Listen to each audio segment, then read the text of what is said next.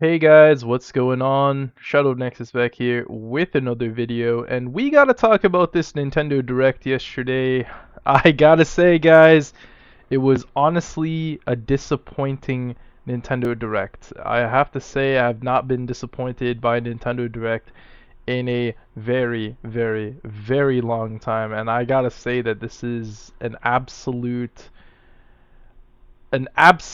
outlier for me. I usually like most directs. I mean, the last direct that we had, I think that was pretty bad, but this one here was supposed to be a start of a new generation. So Nintendo Switch 2. We have the Nintendo Switch 2. And they really just didn't show us too much stuff here for the Nintendo Switch 2 to get me excited to play these brand new experiences, brand new games. Sure, they had Mario Kart, but in my opinion, I don't really like Mario Kart 8. I think Mario Kart 8 is a average to mediocre game in my opinion. More of a fan of, the other Mario Kart games. But yeah, it did look pretty interesting. You had this little hub world kind of thing as well, kind of like Animal Crossing-esque, and the graphics they look pretty good as well. And they also did confirm it's a Switch launch title as well. But we gotta really talk about this, guys, and I think that the failure here was with Nintendo's game chat thing. Okay, this was the biggest issue of the entire stream for me, where they went over the game chat features. I think they spent way too long about on this here. I think it was a mistake, honestly. We can see these actors and stuff like that. They're all playing the game. Sure, I mean here and there it might be okay to use the thing, but yeah, that's just another problem with the Nintendo Direct that I had, guys. I mean, I would say this was a decent Nintendo Direct, but nothing amazing. And that's a huge issue when you're planning to launch another generation of consoles. Now, look, there's some good, some bad, but the thing is that you cannot have a mediocre type of direct for starting a new generation. You can't do that, guys. I mean, look, as much as I liked some of the stuff in this direct, it was more for me, and I can play these games on other consoles. Like, even for an example, okay? Metroid Prime 4. I can still play that on my Nintendo Switch. I can still play games like, Breath of the Wild, Tears of the Kingdom. I can still play it on my Nintendo Switch. So, really, why do I care about these games here? They focused a lot on older games that honestly should not have been as focused on, to be honest. Because I think a lot of people are getting tired of the, Zelda universe and stuff like that. And then they showed off some exclusives as well. They showed off some games like what do you call it? Dang. Oh yeah, it was the Hyrule Warriors game, right? And this is why I kind of just forgot about the the title of the game because I don't care about the Hyrule Warriors games, guys. I think they're horrible games, and I am not a huge fan of them. But shouts to anyone who does enjoy those games. If you do like those games, that's completely fine. But yeah, I mean, they showed off some other games as well, some other exclusives like Dusk Blood, which looks pretty interesting. But as soon as that press release went out that it's a multiplayer PvP, PvEP game or whatever you call it, yeah, I don't know the acronym or whatever, but yeah, that was pretty disappointing as well.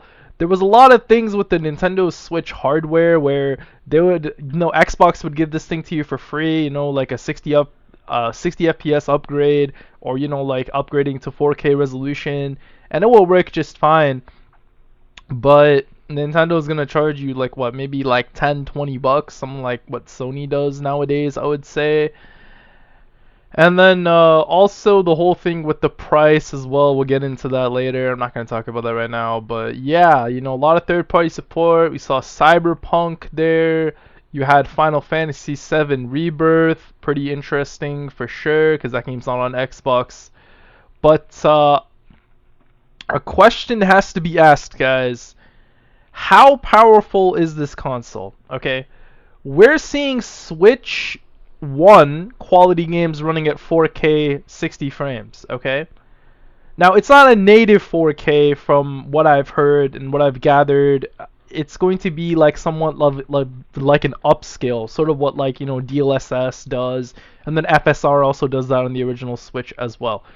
So, it's going to be pretty interesting, but I gotta say, guys, that these games did not really blow me away in the way that I would think a next generation console would. The game's running at 120 FPS in handheld mode. It's probably not even gonna last. The battery's probably not even gonna last like 30 minutes, if I'm being completely honest.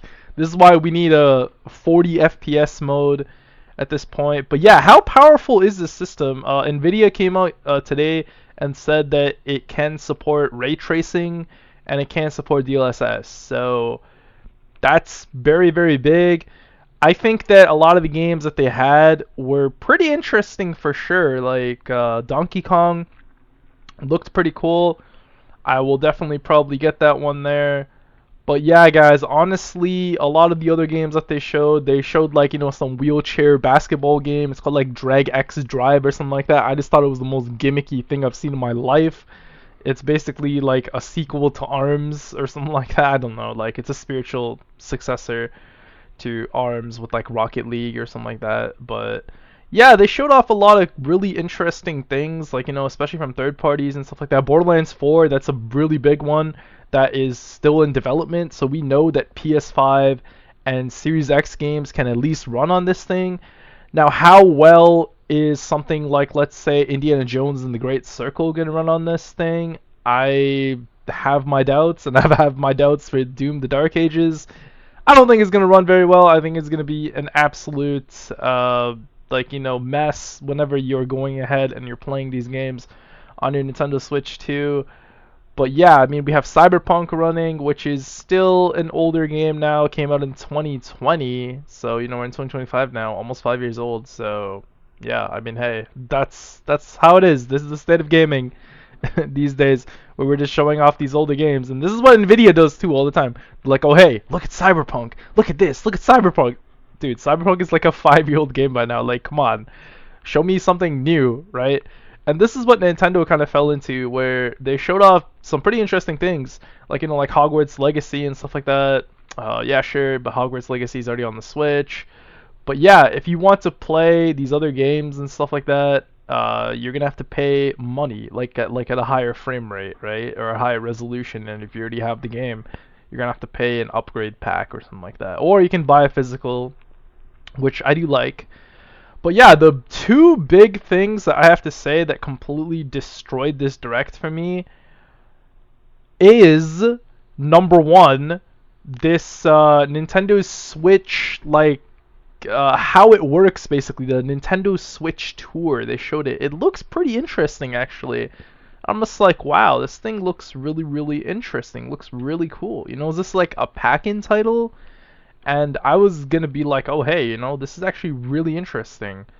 But it looks like you're gonna have to pay money for this Nintendo Switch 2 welcome tour, which is kind of insane. Like, Astro's Playroom basically tells you how the system works and stuff like that, and how the controllers work and all that stuff, and you can go into like the PSP and stuff like that. That was really interesting.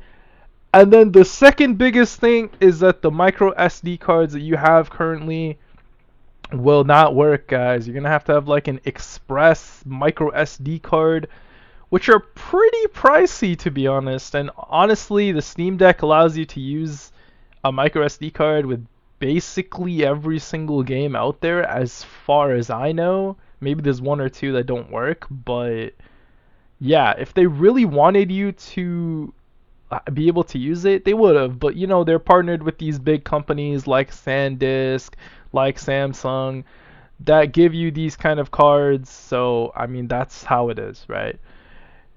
And the final thing I have to say is that there was no price in the reveal. Okay, and this is the thing that we have to talk about, the actual price of this. Okay, since I am in Canada, okay, I'm not going to be talking about the US prices. I'm going to be talking about the Canadian prices. But yeah, the US prices we'll just talk about it. We'll just go over this briefly, right? So we're looking at around 450 US dollars. So around like almost, I would say like basically $500 with taxes in the US, right?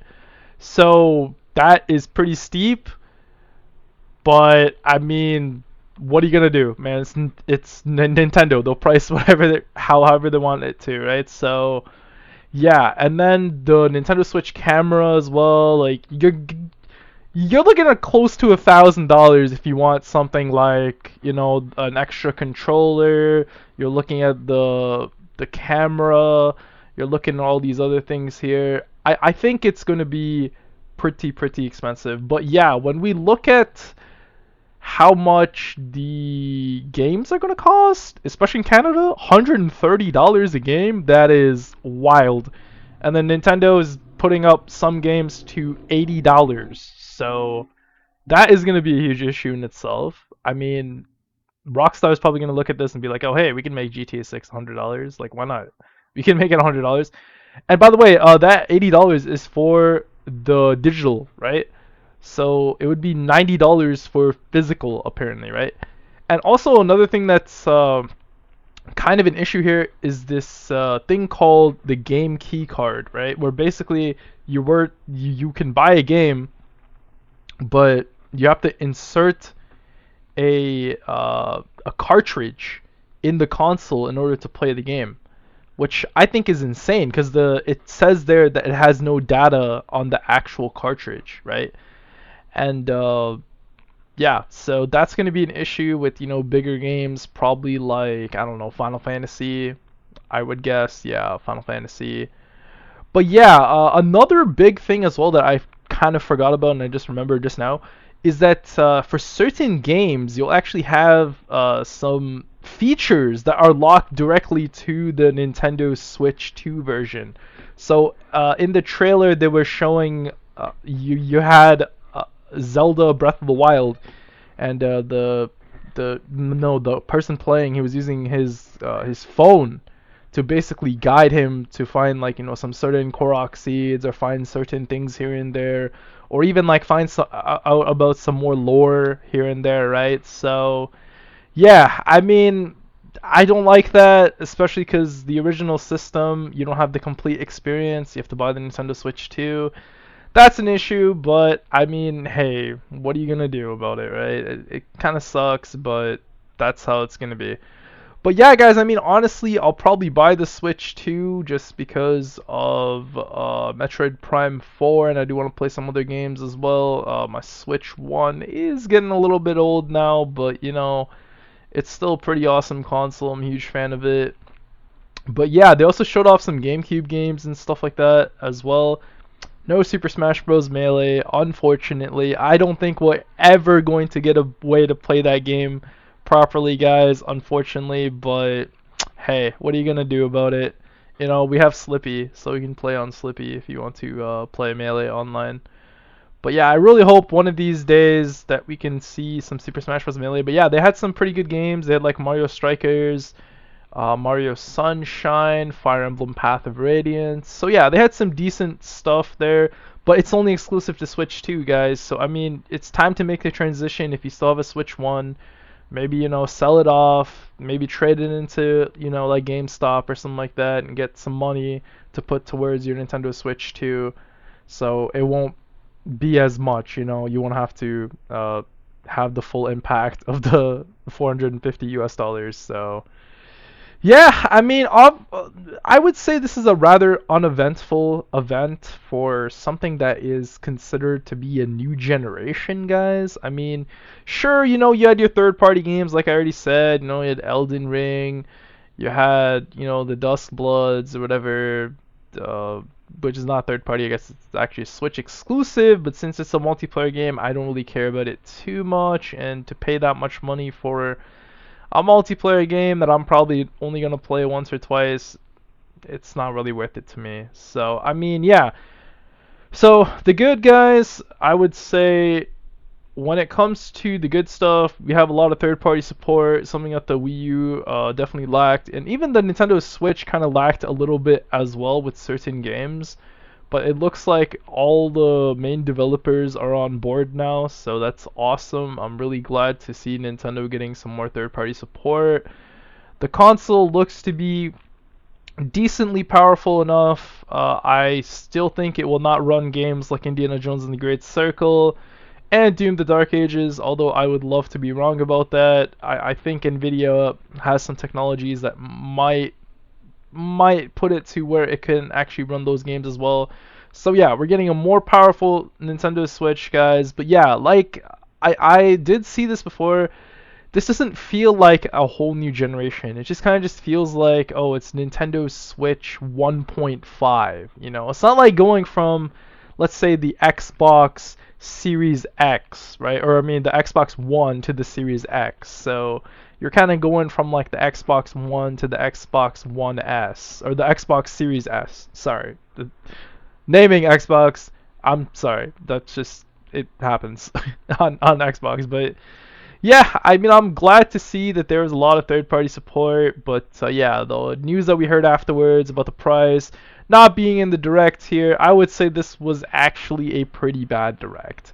Considering there's no price, considering that we saw a lot of re-releases and stuff like that, a lot of games that we already have on Switch 1, I would say that here and there, you know, you did have some pretty good games, you did have some pretty good stuff, but overall, very underwhelming. I think that Donkey Kong game looks awesome, and I think Mario Kart does look decently good as well. I don't think it looks amazing or anything like that, but yeah. Alright guys, let me know what you guys think about the Nintendo Switch Direct. Did you love it? Did you hate it? What do you guys think of it? Are you going to be purchasing the system for $450? Are you going to be waiting for a price drop? Or are you just probably just going to go ahead and go and purchase it day one? Please let me know down in the comments down below, guys. And thank you so much for watching. And until next time, guys, have a good one. Peace.